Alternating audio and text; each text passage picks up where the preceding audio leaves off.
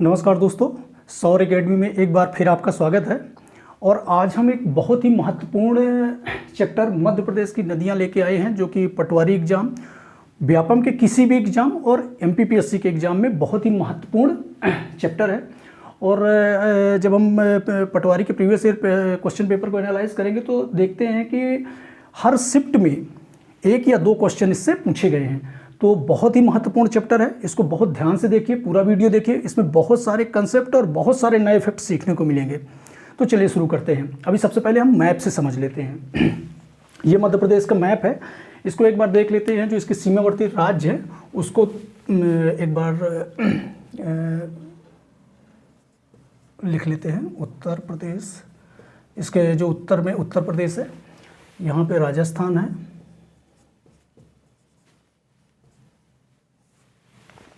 दक्षिण में महाराष्ट्र,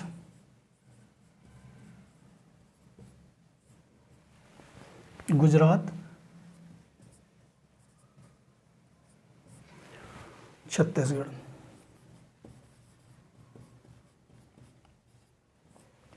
तो सबसे पहले हमारे मध्य प्रदेश की जो सबसे बड़ी नदी है वो नर्मदा अमरकंटक से निकलती है। पहले एक बार हम वर्बल देखते हैं, फिर एक एक नदी को पकड़ के चलेंगे, मैप में भी देखेंगे और उसके जो की फैक्ट हैं, कंसेप्ट है, वो भी क्लियर करेंगे।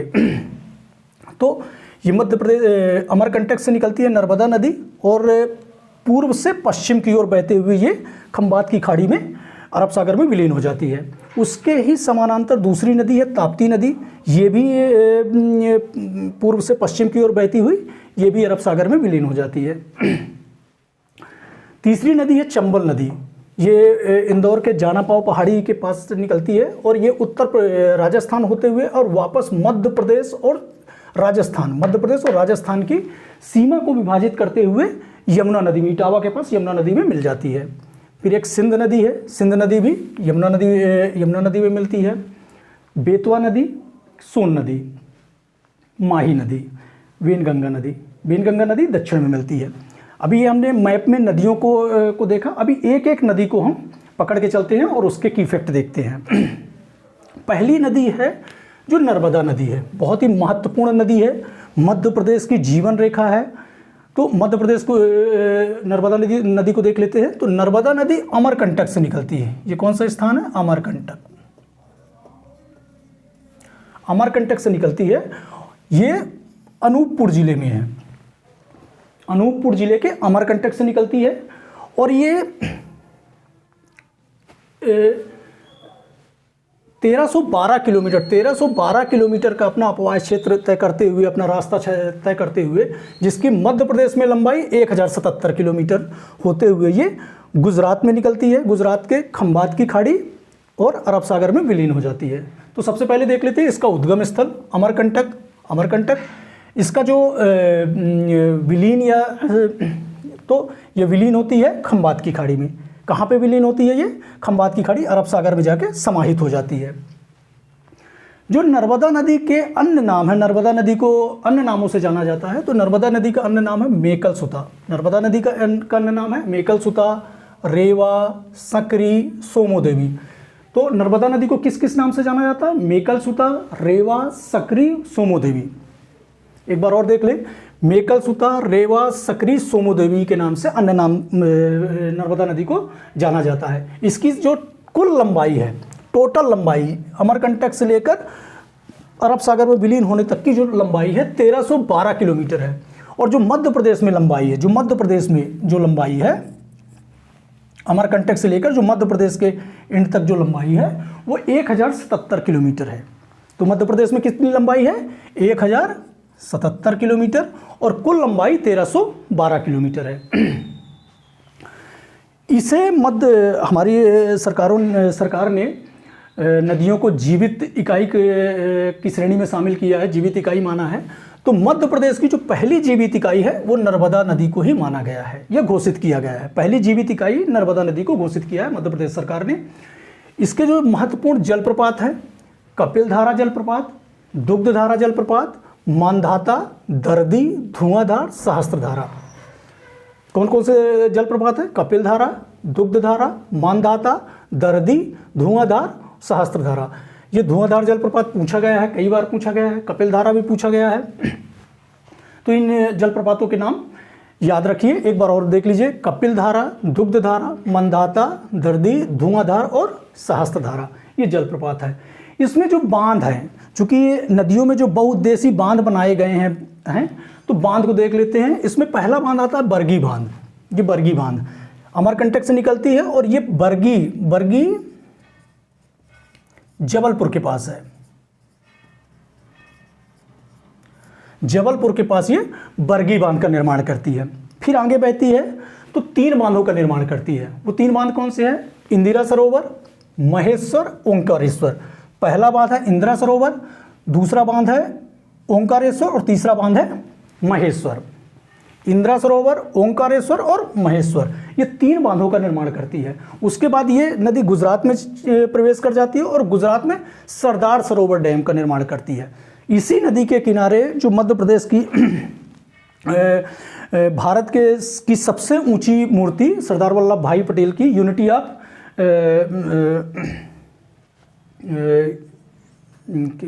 सरदार वल्लभ भाई पटेल की सबसे ऊंची मूर्ति लगी है वो इसी नदी पर, नर्मदा नदी के पे ही लगी हुई है। तो इस तरह से इस पे 4 बांध मध्य प्रदेश में और 1 बांध सरदार सरोवर डैम गुजरात में बनता है। इसके बाद देख लेते हैं कि नर्मदा नदी के किनारे कौन कौन से शहर बसते हैं। तो नर्मदा नदी के किनारे अमरकंटक उद्गम स्थल है। अमरकंटक, डिंडौरी, जबलपुर, नरसिंहपुर, होशंगाबाद, महेश्वर, बड़वानी, हांडिया, मंडला इत्यादि बहुत सारे शहर जो है नर्मदा नदी के किनारे बसते हैं, ये नर्मदा नदी के किनारे बसे हुए हैं। एक बार और देख लेते हैं नर्मदा नदी के फैक्ट। उद्गम स्थल इसका अमरकंटक, विलीन स्थल जहाँ पे विलीन होती है खंबात की खाड़ी, अरब सागर। अन्य नाम इसका मेकलसुता, रेवा, सकरी, सोमोदेवी के नाम से जाना जाता है। लंबाई इसकी 1312 किलोमीटर, जो कुल लंबाई है नर्मदा की वो 1312 किलोमीटर है और मध्य प्रदेश में इसकी लंबाई 1077 किलोमीटर है। मध्य प्रदेश की पहली जीवित इकाई का दर्जा नर्मदा नदी को दिया गया है। जलप्रपात कपिल धारा, दुग्ध धारा, मानधाता, दर्दी, धुआंधार और सहस्त्र धारा इसके जो जलप्रपात हैं। बांध इसके बरगी बांध, इंदिरा सरोवर बांध, महेश्वर, ओंकारेश्वर और सरदार सरोवर बांध ये बनाए गए हैं। शहर इसके किनारे कौन कौन से बसे हुए हैं? तो अमरकंटक, डिंडौरी, जबलपुर, नरसिंहपुर, होशंगाबाद, महेश्वर, बड़वानी और हांडिया शहर बसे हुए हैं। तो नर्मदा नदी के ये फैक्ट हो गए। और नर्मदा नदी की कुल जो सहायक नदियां हैं वो 41 हैं। सहायक नदियों की संख्या कितनी है? यदि ये फैक्ट पूछ लेता है कि सहायक नदियां कितनी हैं, तो सहायक नदियां 41 हैं। अब ये नर्मदा नदी को देख लिए। अब दूसरी जो सबसे बड़ी नदी है वो चंबल नदी है। चंबल नदी ये यहाँ से निकलती है, ये होते हुए राजस्थान में प्रवेश करती है और राजस्थान और मध्य प्रदेश की सीमा बनाते हुए ये यमुना नदी में मिल जाती है। तो देख लेते हैं चंबल नदी का जो उद्गम स्थल है। चंबल नदी का उद्गम स्थल कहाँ है? जानापाव पहाड़ी, इंदौर। चंबल नदी का जो उद्गम स्थल है जानापाव पहाड़ी, इंदौर, महू तहसील में जानापाव पहाड़ी है, वहीं से चंबल नदी निकलती है। इसको अन्य नाम से चरमावती और पूर्णा के नाम से जाना जाता है। इसको किस नाम से जाना जाता है? चरमावती और पूर्णा। इसकी जो लंबाई है 965 किलोमीटर है। चंबल नदी की जो लंबाई है वो 965 किलोमीटर है। इसके किनारे पे जो बसे हुए शहर हैं, इसके तट पे बसे हुए शहर हैं महू, रतलाम, श्योपुर, मुरैना। तो इसके किनारों पर बसे हुए शहर कौन कौन से? महू, रतलाम, श्योपुर, मुरैना। ये महू से निकलती है, रतलाम, श्योपुर, मुरैना ऐसे होते हुए ये निकल जाती है, यमुना नदी में मिल जाती है। इस पे बांध कौन कौन से हैं? गांधी सागर बांध। गांधी सागर बांध ये है, ये मुरैना में है, सॉरी मुरैना नहीं, मंदसौर।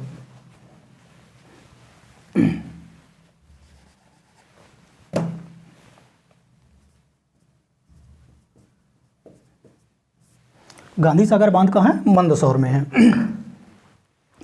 उसके बाद ये आगे बढ़ती है तो राणा प्रताप सागर ये राजस्थान में है, चित्तौड़गढ़ में। और दूसरा बांध जो का निर्माण करती है ये भी राजस्थान में ही, कोटा बैराज। तो चंबल नदी पर 2 बांध बने हुए हैं राजस्थान में, चित्तौड़गढ़ में कौन सा बांध है? राणा प्रताप सागर चित्तौड़गढ़ में, और जवाहर सागर बांध कोटा में, और जो गांधी सागर बांध है वो मंदसौर जिले में है। तो इस तरह से तीन बांध चंबल नदी में बनाए गए हैं। और ये नदी उत्तर प्रदेश और राजस्थान और मध्य प्रदेश की सीमा रेखा का भी निर्धारण करती है। यह सीमा रेखा बनाती हुई चंबल नदी यमुना नदी में प्रवेश करती है। तो चंबल नदी का एक बार और देख लेते हैं।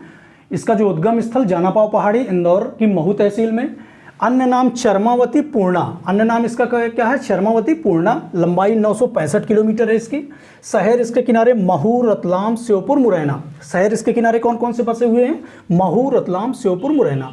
बांध इसमें गांधी सागर बांध, राणा प्रताप सागर बांध और जवाहर सागर बांध। गांधी सागर बांध मंदसौर में है, मध्य प्रदेश में, और राणा प्रताप सागर जो है चित्तौड़गढ़ में, और जवाहर सागर बांध भी चित्तौड़गढ़ कोटा में है, कोटा राजस्थान में है।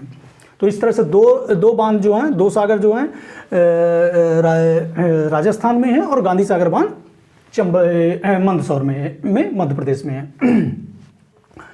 अब देख लेते हैं ताप्ती नदी। नर्मदा नदी हो गई, चंबल नदी हो गई, ताप्ती नदी। ताप्ती नदी नर्मदा नदी के समांतर ही बहती है। इसका जो उद्गम स्थल है बैतूल जिले के मुल्ताई, ये मुल्ताई जगह है, बैतूल जिले के मुल्ताई से इसका उद्गम स्थल है, जो सतपुरा पर्वत श्रेणी में स्थित है।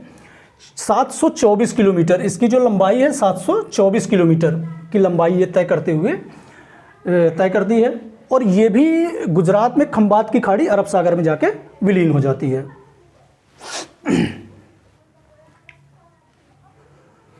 अब ताप्ती नदी का एक बार फिर देख लेते हैं। बैतूल जिले के मुल्ताई, इसका जो उद्गम स्थल है ताप्ती नदी का कहाँ है? बैतूल जिले के मुल्ताई नामक जगह पे। इसकी लंबाई 724 किलोमीटर की लंबाई तय करती है, और शहर इसमें मुल्ताई और बुरहानपुर है। इस पे शहर मुल्ताई और बुरहानपुर है। बेतवा नदी, नेक्स्ट नदी है बेतवा नदी। बेतवा नदी का उद्गम स्थल है रायसेन के कुमार गांव से। ये बेतवा नदी है, ये रायसेन का बेल्ट है। रायसेन के कुमरा गांव से बेतवा नदी का उद्गम स्थल है। इसकी लंबाई 480 किलोमीटर है। जो बेतवा नदी की लंबाई कितनी है? 480 किलोमीटर। रायसेन के कुमरा गांव से निकलती है और 480 किलोमीटर का सफ़र तय करती है। शहर इसमें कौन कौन से? विदिशा, सांची, ओरछा। कौन कौन से शहर बसे हुए हैं? विदिशा, सांची, ओरछा। ओरछा कई बार पूछा गया है कि ओरछा शहर जो है मध्य प्रदेश की किस नदी के किनारे बसा हुआ है? तो ये बेतवा नदी के किनारे बसा हुआ है। इसमें बांध जो है राजघाट बांध और माता टीला बांध, राजघाट बांध और माता टीला बांध इस पे बना हुआ है। और ये मध्य प्रदेश और उत्तर प्रदेश की संयुक्त परियोजना है। मध्य प्रदेश और उत्तर प्रदेश की संयुक्त परियोजना कौन सी है? राजघाट बांध और माता टीला बांध। इसका पौराणिक नाम बेत्रवती है। पौराणिक बहुत महत्व है इसका। कालिदास के मेघदूतम में, रसिक प्रिया में भी इसका वर्णन मिलता है बेत्रवती का।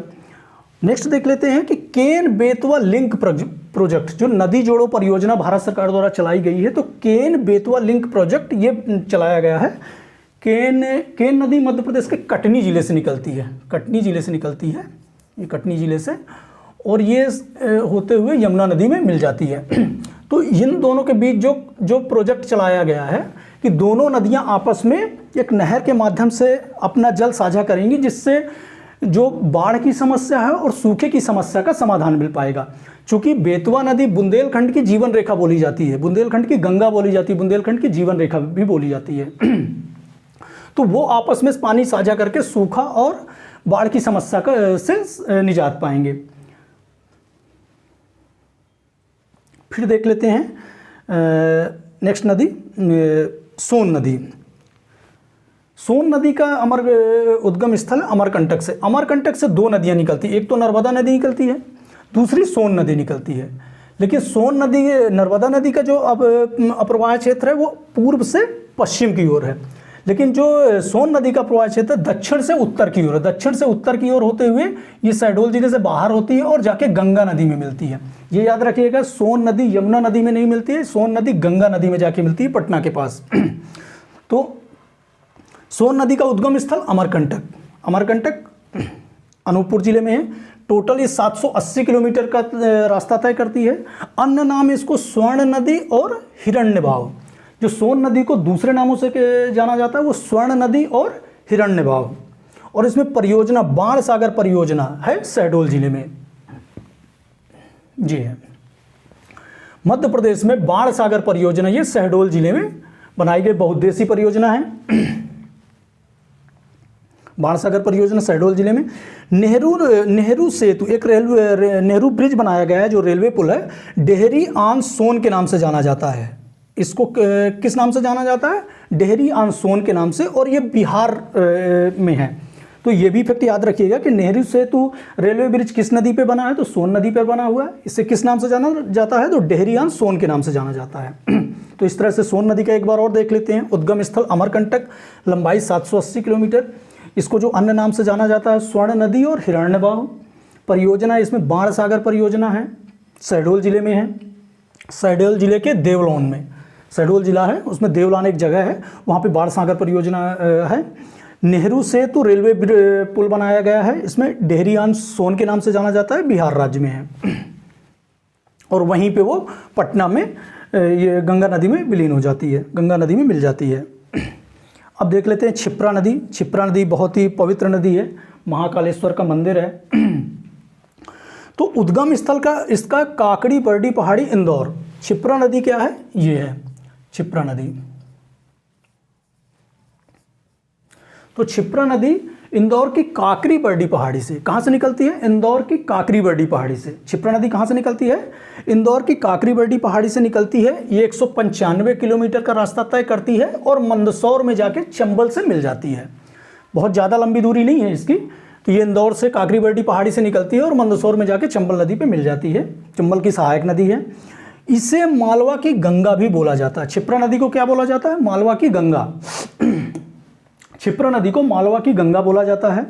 सिंहस्थ कुंभ का आयोजन, यहाँ पे सिंहस्थ कुंभ का, जो उज्जैन में सिंहस्थ कुंभ का आयोजन भी किया जाता है। और कालियादेव पैलेस, इसके तट पर कालियादेव पैलेस स्थित है। तो इस तरह से क्षिप्रा नदी का उद्गम स्थल क्या है? काकरी बरडी पहाड़ी इंदौर। लंबाई इसकी 195 किलोमीटर है। क्षिप्रा नदी को मालवा की गंगा बोला जाता है। मालवा क्षेत्र की बहुत ही महत्वपूर्ण नदी है। सिंहस्थ कुंभ का आयोजन किया जाता है। यहाँ सिंहस्थ कुंभ का आयोजन किया जाता है जो उज्जैन में है। उज्जैन में महाकालेश्वर मंदिर भी यही क्षिप्रा नदी के किनारे है और कालियादेव पैलेस भी क्षिप्रा नदी पे है। अब देख लेते हैं तवा नदी। तवा नदी, तवा नदी नर्मदा नदी की सहायक नदी है। तवा नदी का जो उद्गम स्थल है वो पचमढ़ी होशंगाबाद में। तवा नदी का उद्गम स्थल कहाँ है? पचमढ़ी होशंगाबाद, पचमढ़ी होशंगाबाद में है। और मध्य प्रदेश का, इसमें मध्य प्रदेश का दूसरा सबसे लंबा सड़क पुल है। जो तवा नदी पे मध्य प्रदेश का दूसरा सबसे लंबा सड़क पुल है वो तवा नदी पर 1322 किलोमीटर, और ये होशंगाबाद के पचमढ़ी से निकलती है और होशंगाबाद में ही नर्मदा में मिल जाती है। तो इस तरह से तवा नदी को देख लिया हमने। अभी जो नेक्स्ट नदी है बेनगंगा नदी। बेनगंगा नदी, बेनगंगा नदी पारसवाड़ा पहाड़ सिवनी जिले से निकलती है। बेनगंगा नदी जो निकलती है वो सिवनी जिले से, सिवनी जिले से पारसवाड़ा पहाड़ है। सिवनी जिला में कौन सी जगह है? पारसवाड़ा पहाड़ से सिवनी जिला से निकलती है। और ये इसमें एक नदी वर्धा आके मिलती है। इसके संगम को, वेनगंगा नदी और वर्धा के संगम को क्या बोला जाता है? प्राणहिता के नाम से जाना जाता है। इसके संगम, चूंकि संगम से क्वेश्चन पूछे गए हैं, नदियों के संगम में कौन से शहर बसे हैं और किस नाम से जाना जाता है, तो वर्धा और सिवनी, वर्धा और वेनगंगा नदी के जो संगम को प्राणहिता के नाम से जाना जाता है। और प्राणहिता के नाम से ही आगे जाके ये गोदावरी नदी में विलीन हो जाती है, गोदावरी नदी में मिल जाती है। तो ये दक्षिण की गंगा के नाम से जो गोदावरी नदी जाना जाता है उसके अपवाद क्षेत्र में आती है बेनगंगा। बेनगंगा कहाँ से निकलती है? पारसवाड़ा पहाड़ से, सिवनी जिले में स्थित है। संगम इसका प्राणहिता के नाम से किस नदी के साथ संगम बनाती है? तो वर्धा नदी के साथ। वर्धा और वेनगंगा नदी एक संगम का निर्माण करती है, जहाँ पे मिलती है वो प्राणहिता के नाम से जाना जाता है। नेक्स्ट नदी देख लेते हैं सिंध नदी। नेक्स्ट नदी कौन सी है? सिंध नदी। सिंध नदी विदिशा के सिरोंज नामक स्थान से निकलती है। विदिशा के सिरोंज नामक, ये विदिशा है, विदिशा के सिरोंज नामक स्थान से निकलती है और ये 470 किलोमीटर का रास्ता तय करती है। कितने किलोमीटर का? 470 किलोमीटर का रास्ता तय करती है और ये भी इटावा के पास यमुना नदी में जाके मिल जाती है। सिंध नदी यमुना नदी के पास मिल जाती है। अच्छा, एक फैक्ट हमने देखा था कि मध्य प्रदेश का दूसरा सबसे लंबा सड़क पुल 1322 किलोमीटर, ये कहाँ? तवा नदी पे है। तो अब प्रश्न उठता है कि मध्य प्रदेश का पहला सबसे बड़ा पुल कौन सा है? तो मध्य प्रदेश का सबसे लंबा पुल, जो सबसे लंबा पुल है वो सिंध नदी पे ही बनाया गया है, शिवपुरी क्षेत्र में। ये लगभग 2500 मीटर लंबा पुल है। ये वाला जो हमारा जो दूसरा सबसे लंबा पुल था 1322 मीटर था और ये कितना है? 2500 मीटर लंबा पुल है, जो मध्य प्रदेश का सबसे लंबा सड़क पुल है। क्या है? मध्य प्रदेश का सबसे लंबा सड़क पुल कौन सा है? किस नदी पर बनाया गया है? सिंध नदी पर बनाया गया है, शिवपुरी जिले में। फिर देखते हैं माही नदी।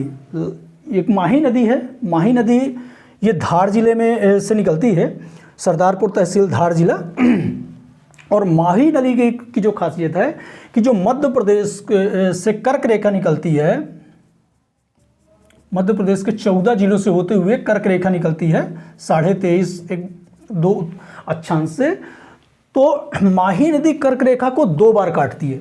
धार जिले से निकली, एक बार ऊपर गई दक्षिण से उत्तर, वापस आके उत्तर से दक्षिण की ओर बहती है और ये कर्क रेखा को 2 बार काटती है। तो माही नदी, ये एक फैक्ट है, पूछा गया क्वेश्चन है कि ऐसी कौन सी नदी है मध्य प्रदेश की जो कर्क रेखा को 2 बार काटती है? तो मध्य प्रदेश की माही नदी है जो कर्क रेखा को 2 बार काटती है और वो वापस जाके अरब सागर में समाहित हो जाती है। तो इस तरह से हमने जो मुख्य मध्य प्रदेश की नदियाँ थीं उनको देखा, मैप के माध्यम से देखा, चूँकि मैप के माध्यम से चीज़ें दिमाग में सेट हो जाती हैं। उसके हमने थ्योरेटिकल पार्ट देखे, की फैक्ट देखे, और अभी भी बहुत सारी नदियां बची हुई हैं। लगभग 200 नदियां मध्य प्रदेश की उद्गम स्थल माना जाता है। मध्य प्रदेश को नदियों का मायका बोला जाता है क्योंकि 200 से अधिक नदियां मध्य प्रदेश से निकलती हैं, उद्गम स्थल है। तो बहुत सारी छोटी छोटी नदियां बची हैं, तो उनको हम अपने प्रीवियस ईयर क्वेश्चन पेपर में और वस्तुनिष्ठ जो प्रश्न की सीरीज हम चालू कर रखे हैं उसमें चालू करेंगे। और अभी वीडियो आपने देखा, नेक्स्ट वीडियो भी हम एक महत्वपूर्ण वीडियो के साथ पुनः उपस्थित होंगे। तो आप लोगों से ये है कि आप लोग सब्सक्राइब कर लें और इस चैनल को ज़्यादा से ज़्यादा लोगों तक शेयर करें ताकि इसकी लिंक दूसरे लोगों तक पहुंच जाए और उनको भी इस लेक्चर का बेनिफिट मिल जाए। तो नेक्स्ट वीडियो में हम एक नए लेक्चर के साथ फिर उपस्थित होंगे। धन्यवाद।